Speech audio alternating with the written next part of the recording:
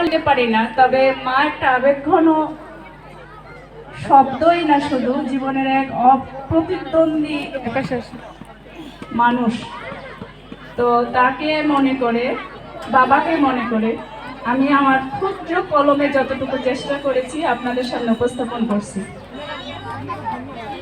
আমাদের মাকে আমরা বলতাম তুমি, আর বাবাকে বলতাম আপনি। আমাদের মা গরিব প্রজার মতো দাঁড়াতো বাবার সামনে, কথা বলতে গিয়ে কখনোই কথা শেষ করে উঠতে পারত না। আমাদের মাকে বাবার সামনে এত তুচ্ছ দেখাতো যে মাকে আপনি কথা বলার মতো কোনোদিনও মনে হয়নি। আমার মা আমাদের থেকে বড় ছিল বয়সে, কিন্তু ছিল আমাদেরই সমান। আমাদের মা ছিল আমাদের শ্রেণীর, আমাদের বর্ণের, আমাদের গোত্রের। বাবা ছিলেন অনেকটা আল্লাহর মতো, তার জমি দেখলে মনে হতো সেজদা করি। বাবা ছিলেন অনেকটা সিংহের মতো, তার গর্জনে আমরা কাঁপতে থাকতাম। বাবা ছিলেন অনেকটা আড়িয়াল বিলের, প্রচন্ড বিলের মতো সতী, তার ছায়া দেখলেই মুরগির বাচ্চার মতো আমার মায়ের ডানার নিচে লুকিয়ে পড়তাম আমরা সবাই। ছায়া সরে গেলে বাবা বের হয়ে আকাশের মতো দেখতাম, পূর্ণ আকাশ কত বিস্তৃত। আমাদের মা ছিল অশ্রুবিন্দু, দিন রাত টলমল করত। আমাদের মা ছিল বনমূলের পাহাড়ি পাপড়ি, সারা দিন ঝরে পড়তো আমাদের জন্য আশীর্বাদ হয়ে। আমাদের মা ছিল ধান ক্ষেত, সোনা হয়ে দিকে দিকে ছিটিয়ে বিচ্ছিন্ন হয়ে পড়তো, কখন আমাদের ক্ষুধা হয়ে তার দানা আমরা কুড়িয়ে খাই। আমাদের মা ছিল দুধ ভাত, 3 বেলা আমাদের পাতে ঘন হয়ে পড়তো সামান্য মিষ্টি হয়ে। আমাদের মা ছিল ছোট্ট পুকুর, আমরা তাতে দিন রাত সাঁতার কাটতাম। আমাদের মার কোনো ব্যক্তিগত জীবন ছিল বলে আমাদের জানা নেই, সবটুকুই ছিল আমাদের জন্য। আমাদের মাকে আমি কখনো বাবার বাহুতে দেখিনি। আমি জানি না মাকে জড়িয়ে ধরে বাবা কখনো চুমু খেয়েছে কিনা। চুমু খেলে মার ঠোঁট ওরকম শুকনো হতে থাকতো না, কিন্তু আমাদের জন্য ছিল ওই ঠোঁট সমুদ্রের মতো বিশাল, তৃষ্ণার্ত পানি হয়ে ঝরত অবিরাম আমাদের কপল, গাল, গলা ঘেঁষে। আমাদের মা ছিল বড়, কিন্তু বছর বছর মা ছোট হতে থাকতো।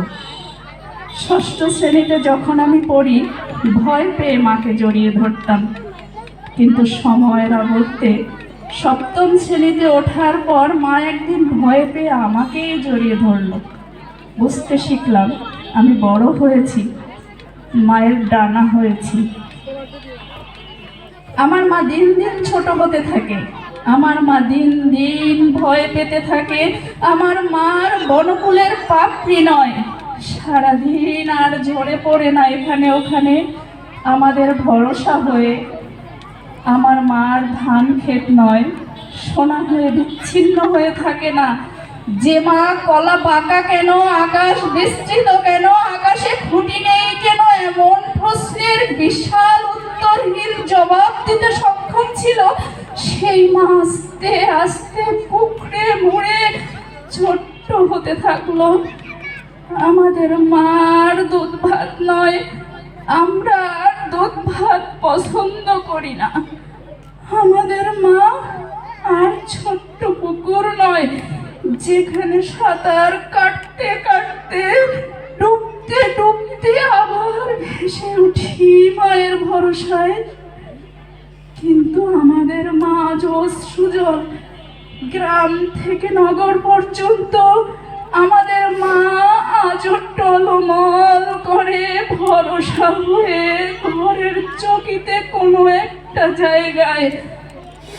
হয়তো ব্যস্ততায় সময় হয়ে ওঠে না তার কাছে যাবার, কিন্তু সে মনে করিয়ে দেয় মোবাইলের রিংটোন শুনলে, দেখ তোকে কে ডাকে।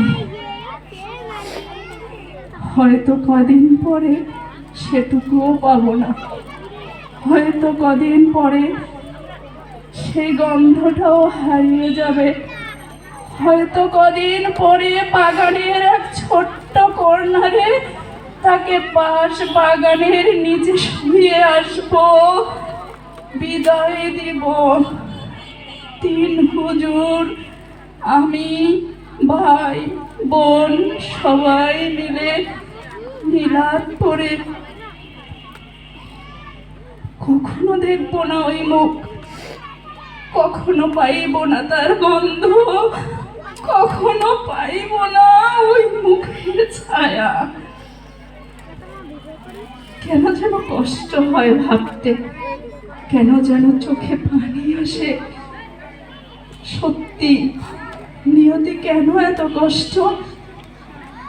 সত্যি আমাকেও একদিন বিদায় দিবে আমার এই সন্তান, আমিও বিদায়ী হব, আমিও ছেড়ে যাব ঘর, এই সাজসজ্জার ব্যস্ত পৃথিবী।